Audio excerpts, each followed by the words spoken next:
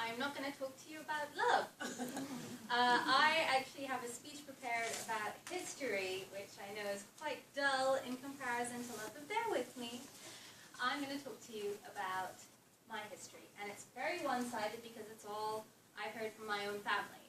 So it might not be historically correct, but we're going to give it a go.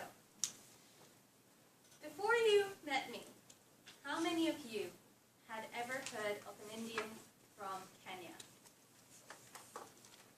That is not a bad turnout, actually. That's a pretty good turnout. I'm proud of that.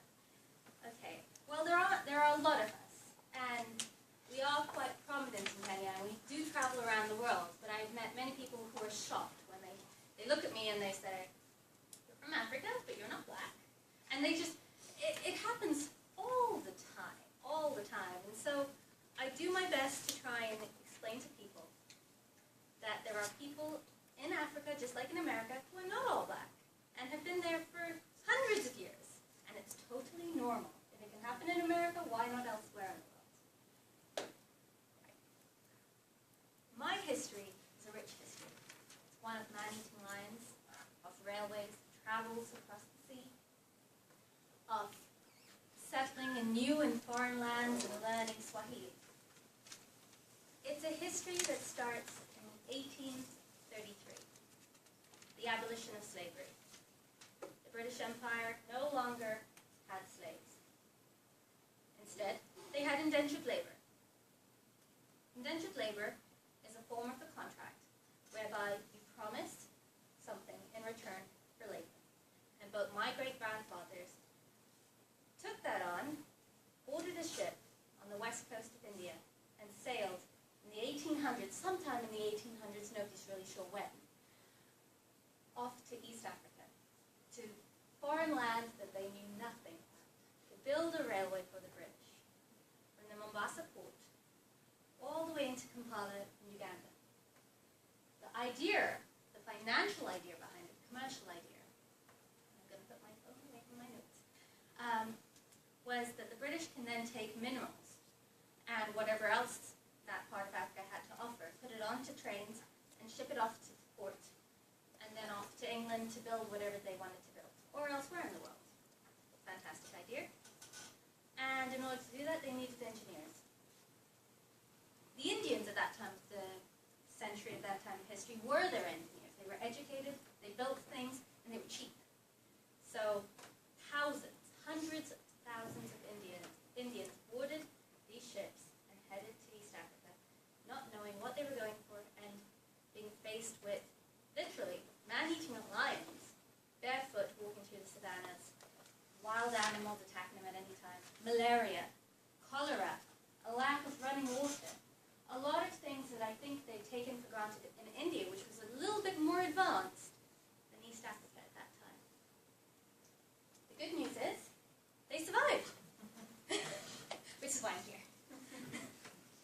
They survived and they finished their contracts 50 years later, and they had a little plot of land in Nairobi, a fast-growing hub in East Africa, a place that had a wonderful climate of something like 70 Fahrenheit, good air, fresh air, nice people, a community, a social life.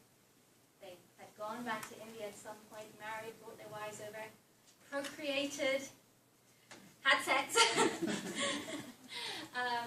tying into Simon's speech. And